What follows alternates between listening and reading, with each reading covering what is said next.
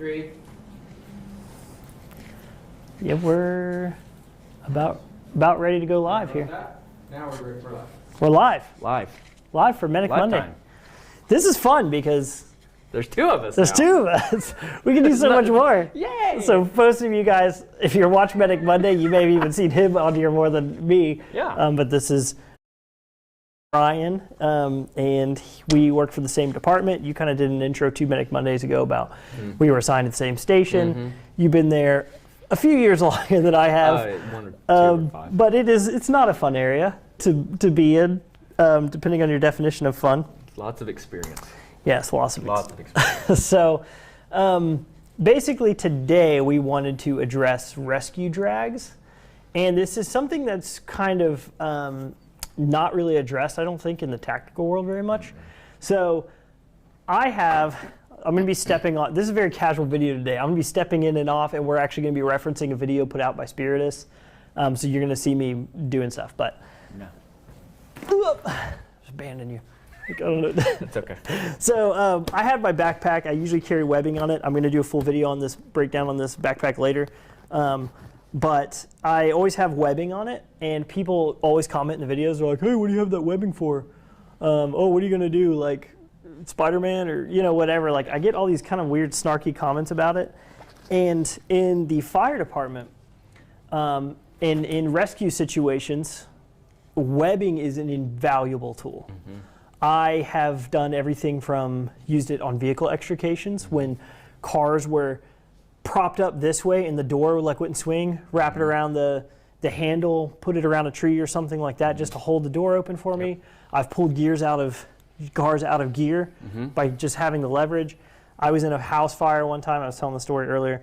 I was in a house fire one time and I needed to get up in the rafters. So I swung the carabiner over, tied a knot, used it as a step to get up there. Took me a few seconds. So in the kind of tactical realm, I was kind of wondering, why does nobody carry webbing in their gear? Yeah. And you just don't see it.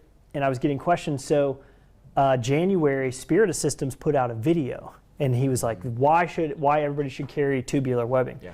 So I was like, finally, somebody did a video on it. Yeah. And I watched the video, and I don't want to say I had issues with it, but he was kind of saying things that I think may have been marketed towards a different... It's definitely much more tactical. Yeah.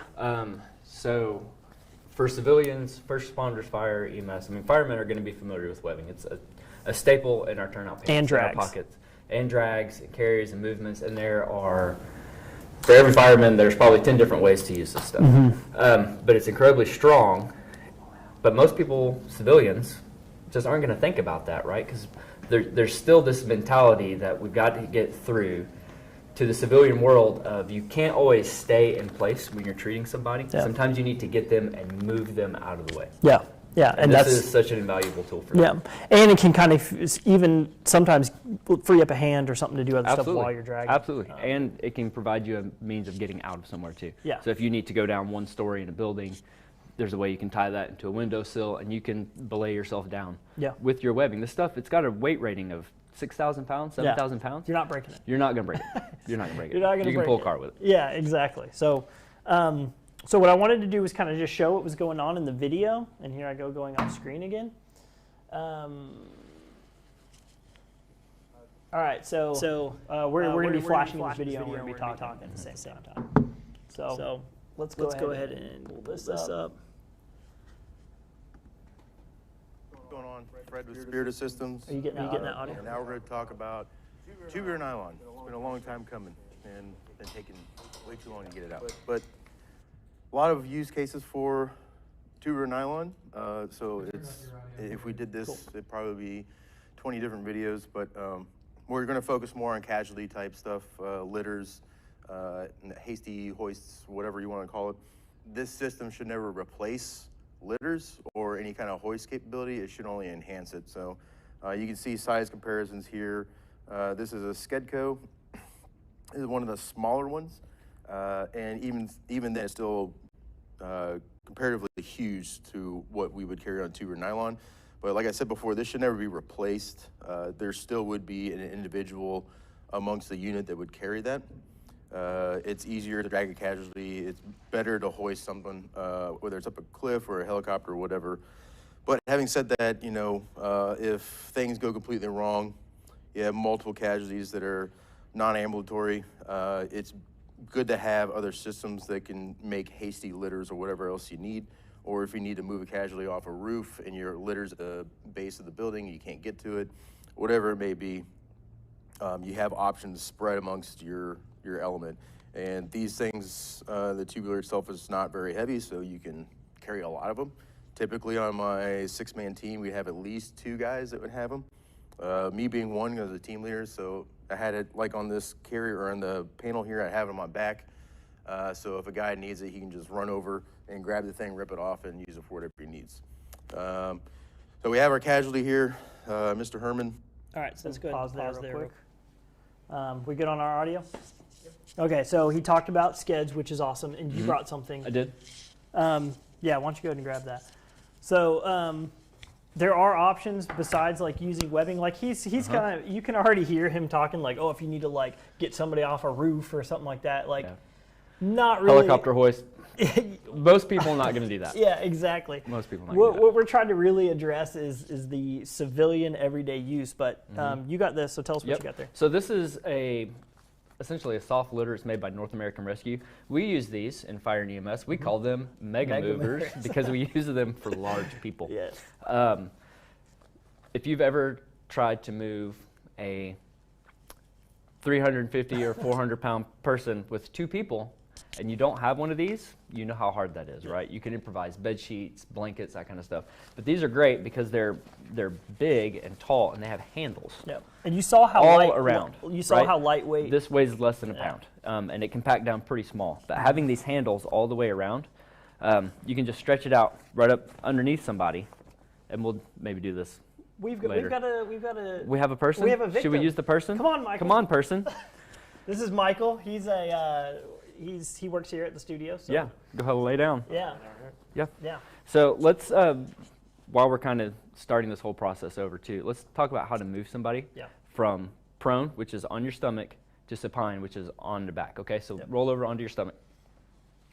So if you have a person who is unconscious, injured, this is really good for somebody that has like taken a fall, blunt object trauma, something like that. You can use this on penetrating trauma, so knife wounds, gunshots, explosions, metal fragments, that kind of stuff. You know, you always want to do a quick survey of the back, make sure you don't have any injuries that you need to treat before you roll them over. But before you do, you want to just kind of roll this arm up just like this. Get another person. We'll bring this arm back, okay? So we want to really focus our movements around the pelvic girdle and the top of the thoracic cavities, right? So the shoulders, scapula. So David's got his arm, I've got his pants here, right? And I've got his arm here.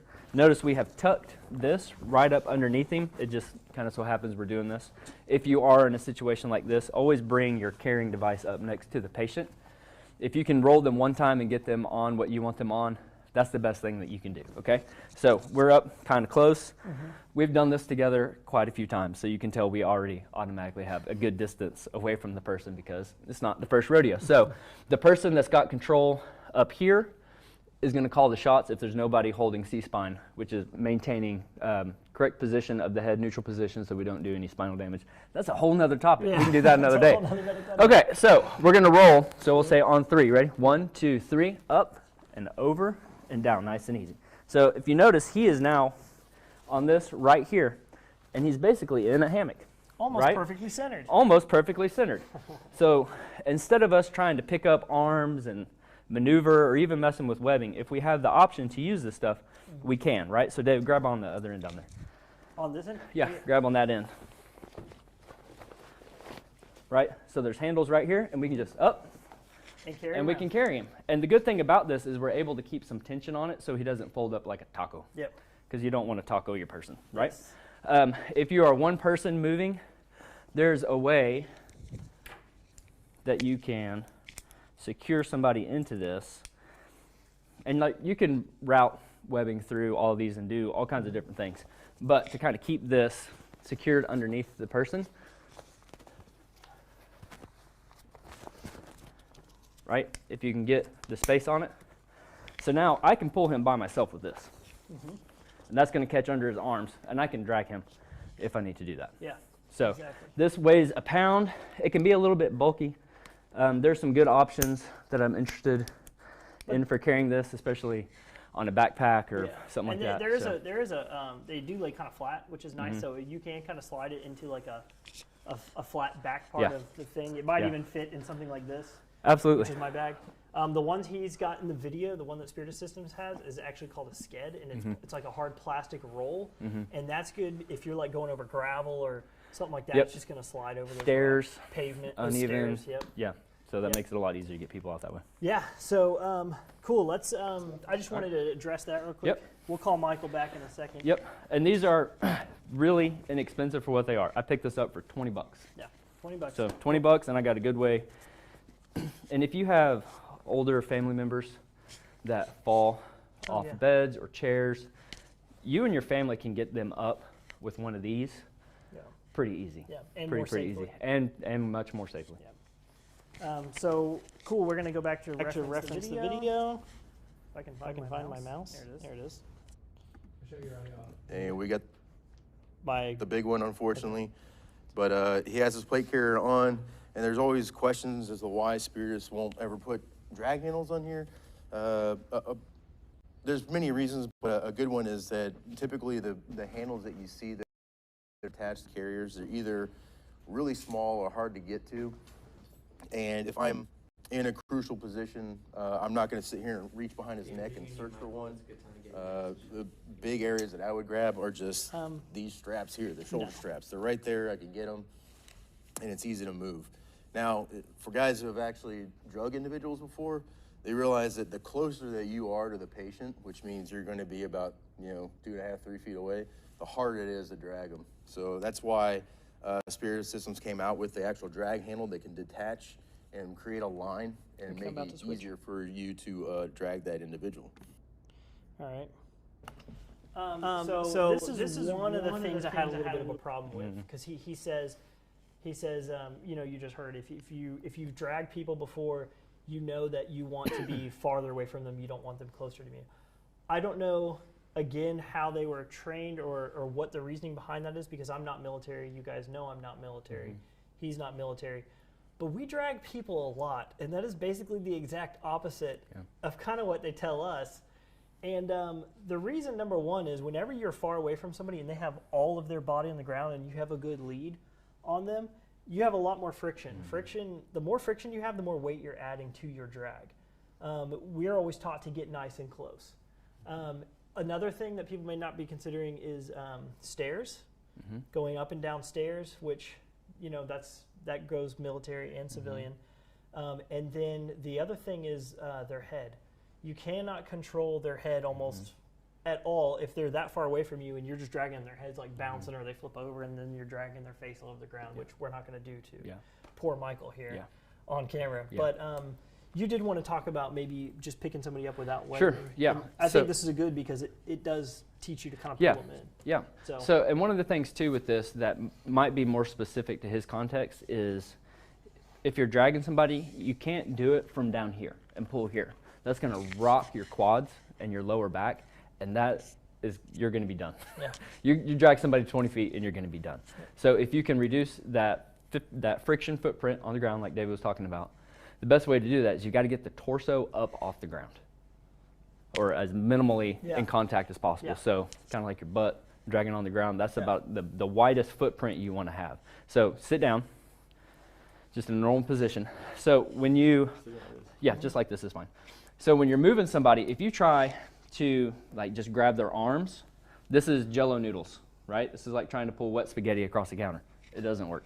And if you just come right up underneath like this, if somebody is conscious, they can flex their arms down and give you a good lock. Most people that I've carried, out of the hundreds and hundreds, no joke, they can't do anything, right? So we have to figure out, how can I lock these arms in place so that I can pick this person up and move them, right?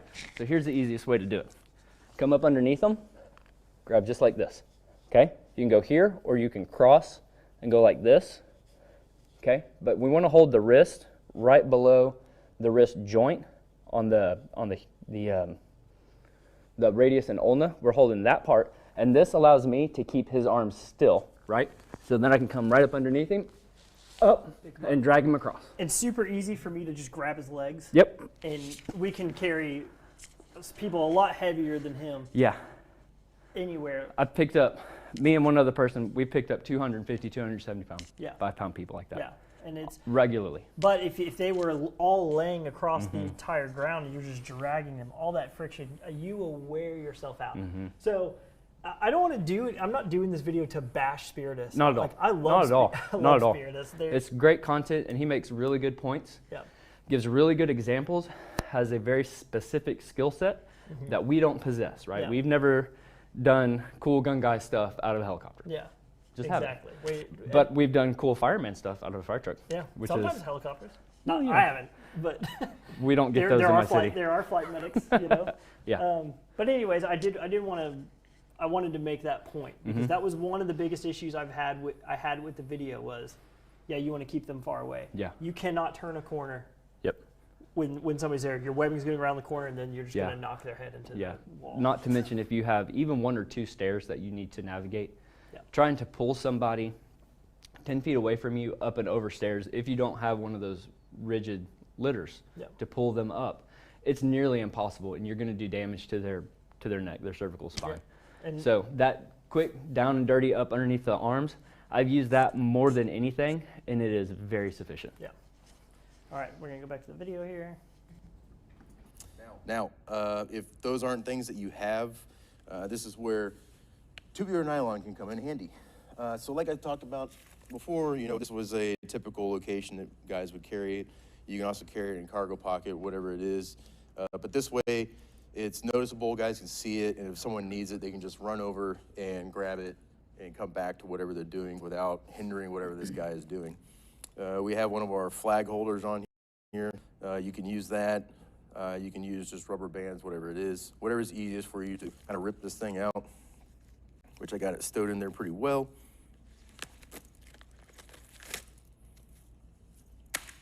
All right, and this one I just have it, you know, folded, which is a pretty typical way of carrying it. But I can show you another method here in a little while. So if you don't have carabiner on here and you're alone and you come to your casualty. All right, let's pause there. All right. So he talked about storing it, so I wanted to touch on that. Like he said, you can carry it in your pocket or something. I use a roll like this because it fits easily. This is actually my jacket pocket. These pockets are big. You know, it easily fits there, lays flat. I can grab it easily. And I can even leave a tail out. So sometimes I'll have like a tail out, or if I have the carabiner on this end, like clipped to something, and then I could just unroll it from within inside my pocket. But it's super easy to access. Unrolls completely. I carry it in a loop. Mostly, what you're gonna see is everybody's basically gonna carry it in a loop. There's a way to tie a water knot here. Is what we use in a carabiner. So that's kind of one way to do it. The other way to do it is yours daisy change? It is. Yeah. You want to demonstrate that? Don't drop your carabiner, by the way, like David just did. Yeah, don't it do damages that. it. So this is called the daisy chain. This is one that I have used at work. I'm getting ready to cycle it back in. I had to take it home and use it for a little bit. This is how I carry mine, and I will actually do my loop a little bit different. But I keep mine for the firemen, people that are watching, in my radio pocket, and I loop it over that, so it keeps it nice and handy. But this is a daisy chain, so this is 24 feet, I think, of webbing, and it fits into a 18-inch package somewhere in there. So this is a really good way to do it. It keeps it. I've done the rolled up method like David has, and because I'm me, I tend to trash it in my pockets, and it turns into a big spaghetti mess. So this works really well for me, and this is how I use mine. Yeah, so I can actually carry mine clipped, so I've got my carabiner clipped there. This is my like emergency response bag, and this way I can access my my webbing fairly easily. Yep. And then this carabiner is so old. This was my dad's carabiner when he was on squad. This has got to be from like the 1980s. Don't put weight on that. Yeah, no. I'm not using it for life safety. No. It's for like No. whatever. But yeah. So basically, I can get out of my. Yeah. So the way to deploy this, right, is you have one tail, because this just kind of loops in and out of itself, and you just pull, and it all comes right on out. Yep. And so that's why I have this part sticking out of my bag. Yeah. Is because I can just unclip this carabiner and pull the tail, and it'll all come out. And I believe this is a 10-foot loop. Yeah, that's about right. Yeah. So this is 20 feet, 10-foot loop. Yeah. So yeah, that's just kind of storing. He touched on that. Yep. I just wanted to kind of Yep. show how we store it. He didn't really go through the roll method, but that's really common with firefighters. And Yeah. if for civilian, it's an easy way to store it in your backpack. Yeah. So, Yeah. anyways, let's go back to the video. Best to flip him on on his back, or their back. My apologies. Because you don't want to be dragging them on their face or whatever it may be. So first move, you got to put him on his back. Sure you do. And then if it's just you and you got to make it super quick movement, all you have to do, pick a leg and move the strap underneath.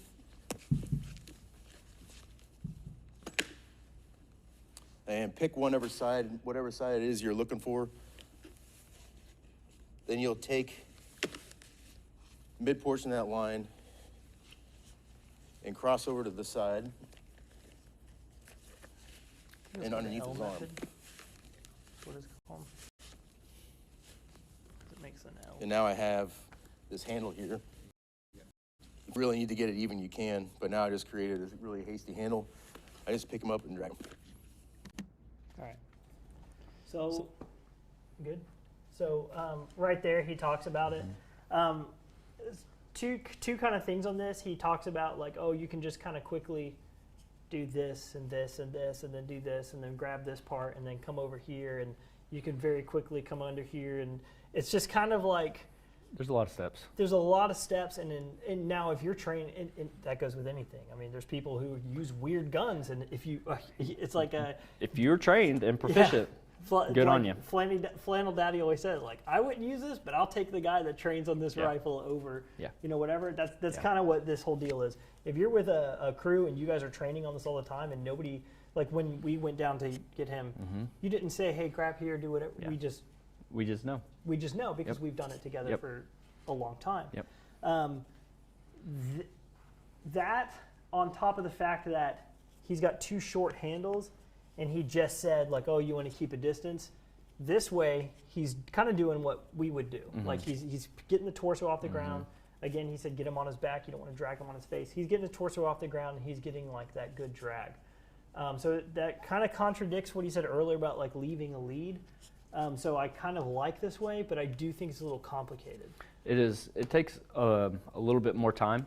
There are slightly faster ways to do it. Yeah. The being able to wrap around the leg, that's good if you can see.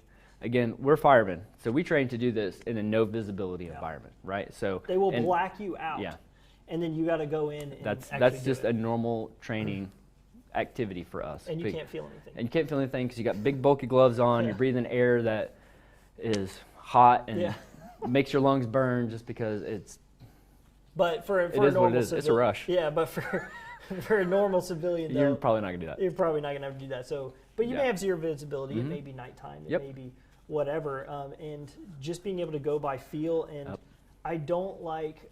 You're about to hear me say a lot of this stuff because we're developing our own IFAC. We're developing some of our own equipment in partnership with some companies, and it's like.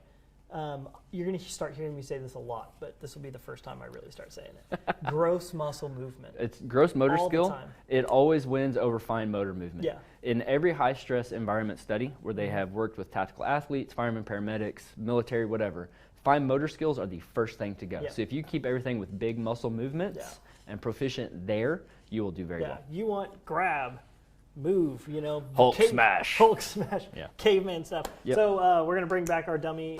He's not dumb. He's just our dummy. And we're gonna talk about some. Actually, here you can use my my webbing. And we're gonna talk about just a super fast upper thoracic harness. Yep. That, I mean, you Yep. can do Yep. on the fly like Quick. that. Quick, fast. So you got your patient laying on the ground. If he's not on his... If he's not on his back, we have rolled him and brought him to his back, right? So one person is going to come right behind. We're always gonna go, try to work from this position. Always try to work from the head, right? We're going to come right up underneath here. I'm going to be hands off because this is a one person. Right up under This is here. as if you're one person. Okay. So you notice we have a big loop right here under his head. We're going to bring this right under here. And now I have got 2 handles on this one. You don't have to use 2 handles. You can do just one big sweeping loop. But the thing about this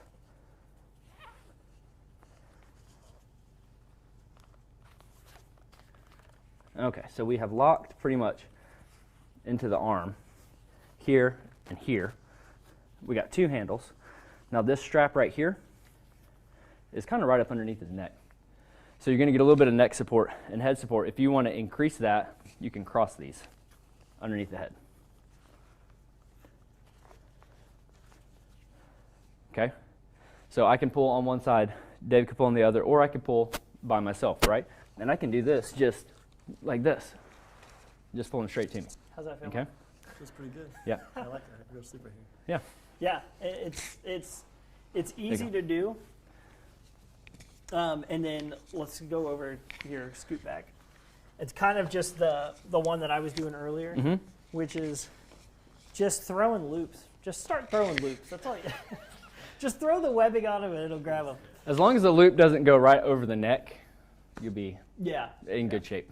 So I'm just gonna throw the whole thing over him. I'm gonna bring it up under him like this, and cross. Come up under. And there you go. And it's going to pull from under here. That is almost the fastest. I mean, it's there, and you can drag. So I appreciate kind of the way he was doing the video and the methodicalness of it. But if you're not like training on that all the time, even me and you on a scene might have a little more time to play with. But like doing this a few times, you can almost keep that in the memory bank, and then something's going on. I need to move this person. Do it, drag them, get them to safety, and then figure out where to go from there. Absolutely. Cool. Absolutely. Thank you, sir. Is there any other ones you want to go with on this? I think to me those are like the fastest, easiest things, and you can control. You might have seen I had a decent amount of webbing. You can easily tie a quick knot, Bring that down. and bring it down closer to him. You could put it over your shoulder and pick and drag, so you're using more of your body. You're not like wearing your arms out. It's all super easy. Nothing should be overly complicated because in a high stress situation, especially if you're dealing with even a loved one, I think we have a little bit of an advantage whenever that call rings out because the adrenaline's going, you're on your way to the call, you're thinking, what am I going to do? If there's like an active shooter, it doesn't even have to be that dramatic. Some type of collapse, construction worker up top drops something on somebody and somebody needs to move. You are like eating your lunch, having a conversation, texting, and that happens. Your reaction time is going to be a lot more, I don't know the word for it. You're going to be unhinged. Your reflex time, the amount of time it takes for you to respond to that is going to be much shorter. The more, so here's the thing with training. What you're trying to do is you're trying to compress your reflex time and so that the stimulus is paired with efficiency in your response. So if you can get your reflex time down, meaning how long it takes you to recognize the situation is going on, devise a plan, and then act upon that plan. If you can get that reflex time down, you're going to be much more effective in helping somebody. Yeah, for sure. So I think as far as the video goes, he goes on to describe a lot more complicated things. I don't think we really need to go in the video. A lot of the stuff he talks about is, I think it has to do with like helicopter lifts and raising people up stories and down stories. That's a whole nother ballgame, not necessarily, I think, what we're wanting to get into. Yeah, exactly. So. But I mean, go watch the video. Yeah, it's I would a great definitely video. recommend it. Definitely go subscribe to Spirited Systems. Those guys are top notch. Very good. On Very good. everything. Even their equipment is incredible. Yeah. So again, this isn't like a debunking or slamming video. It's let's talk about what you can do. Yeah. Let's take this information, agree with it, and maybe tweak it a little bit for what a civilian might need. So yeah, is there anything else you wanted to cover? No. That's really it. Kind of a short and sweet Medic Monday. How long did we go? 30 minutes. Hey, there you that's go. Perfect. Perfect. So, Normal. yeah, it's Yay. normal stream. So yeah, we're gonna like to kind of get down here and There it do is. something different than sitting at a table. Yeah, much better. We might do some more stuff like this. You know, there's literally an infinite amount of stuff that we can talk about. So Yeah. thanks for tuning in. Make sure you guys go check out our Medkits. We've got Medkits right there. We've got different kinds. We've got some stuff in the works as well. You can go to direarmory.com to buy those. You can also go to Frontline Medical Defense, and they have a little bit more options on Frontline Medical. We only carry 3 options. They've got like 20. And that's David Miller, the guy you've seen on Medic Mondays before with me as well. So yeah, we're going to wrap up this live stream, and we will see you guys next Monday. Woo!